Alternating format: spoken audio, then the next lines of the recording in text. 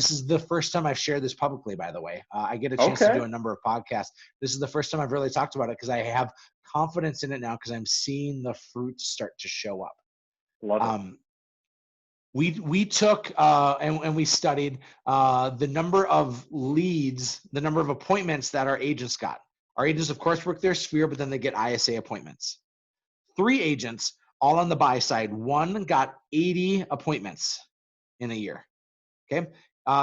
He was our new agent and so had no old company leads that he had been working for previous years. He had 80 leads, 80 appointments handed by the ISAs. Agent number 2 had about 110 handed by the ISA. He had been with us for a couple of years and he had old ISA appointments from previous years that were in his ecosystem. Our top agent got 140 appointments from the company. He had earned it. He had done so much, and all 3 of them at the end of the year closed the same number of transactions from the company. The same. Wow. They each did 35 deals, like within 1 or 2 deals of each other. But the agent that had less appointments and they focused on them more actually converted at a much higher level.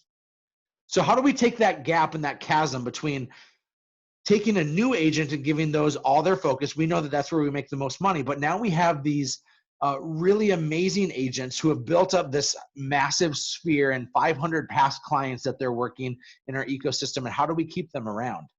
Right. Because I can't say to that agent, sorry, you're not going to get 140 appointments next year. You're only going to get 80 because you're going to convert the same. Right. I can't, because if I do, they're gone. They if I take away things, they'll be gone. And so we said, how do we bring you leverage? How do we buy back more time, convert at a higher level so the company's making a better company dollar? And so we bring these team agents in so that now that agent that got 140 appointments, they have 3 agents on their team working that instead of them being the only one. Got it. That makes a lot of sense because we've experienced the same thing. With agents who have fewer appointments, or when they first come to the team, they're converting at a much higher level compared to the guy who's been here 6 years. And that, I mean, and the guy who's been here 6 years, though, you don't want to lose, and so you've created an enabled behavior unintentionally.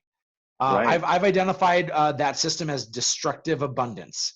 That we've overfed, we've overgiven, we've created a little less attention onto that, not because they're ill-intended. Simply because they're overfed. Right.